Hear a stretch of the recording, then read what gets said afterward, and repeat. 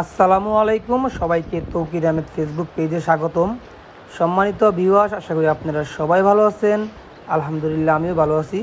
চলে আসছি আপনাদের মাঝে নতুন আরেকটি ভিডিও নিয়ে। আজকে আপনাদেরকে শোনাবো স্বপ্ন চীনা বিলের প্রচলিত উপকথা ও ভৌতিক কল্পকাহিনী। চীনা বিল নিয়ে অনেক উপকথা রয়েছে। জানা যায় যে বিলের পূর্ব কোণে একটি চড়ক গাছ ছিল। এই গাছের নিচে প্রয়োজনীয় দ্রব্যাদি তালিকা রেখে দিলে তা পাওয়া যেত। প্রয়োজন শেষ হলে আবার সেসব গাছের নিচে রেখে আসতে হতো। আর এভাবে চলছিল জনহিতকর কাজ।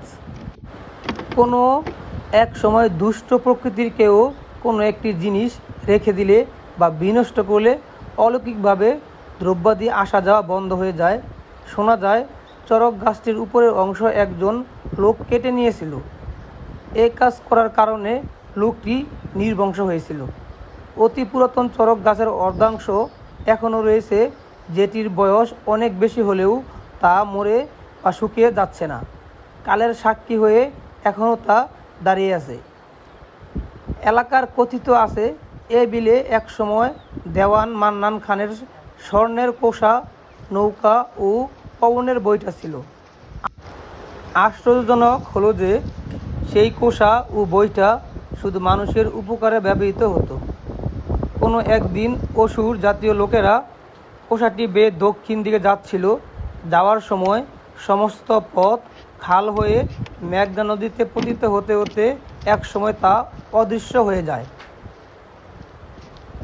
দেওয়ান মান্নান খানের নাম অনুসারে খালের নাম হয়ে যায় দেওয়ান খাল বা দেওয়ান খালি।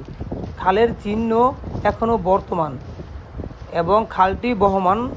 এছাড়াও অনেকে মনে করত বিলে ভূত পেতনি প্রেতাত্মারা রয়েছে, যাদের দ্বারা অনেক অঘটনও ঘটেছে।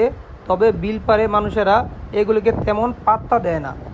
এলাকার কিছু মুরব্বীদের কাছ থেকে এখনও শোনা যায় যে দরগার বন্দর ওই পাশে একটি শিমুল গাছ আছে।